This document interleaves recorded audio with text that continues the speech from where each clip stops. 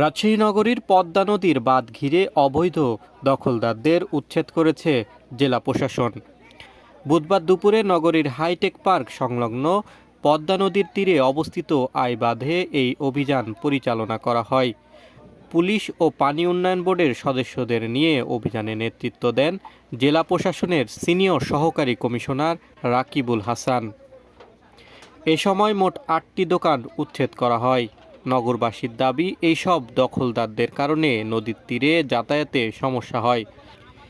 এদিকে উচ্ছেদের পর সংশ্লিষ্ট দোকানদাররা জানান, আশেপাশে আরও দোকান ও বাড়ি থাকলেও শুধুমাত্র ৮টি দোকান উচ্ছেদ করা হয়েছে।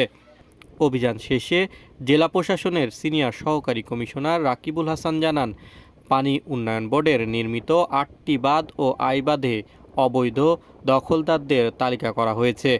সে অনুপাতে উচ্ছেদ অভিযান পরিচালনা করা হচ্ছে। যদি কেউ বাদ পড়ে, পরবর্তীতে তাদেরকেও উচ্ছেদ করা হবে।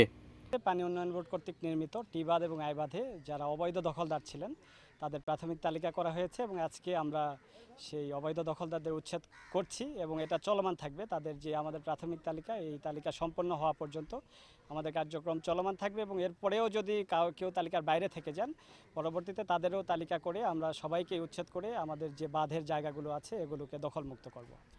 আশিকুর রহমান, প্রিয়জন টিভি, রাজশাহী।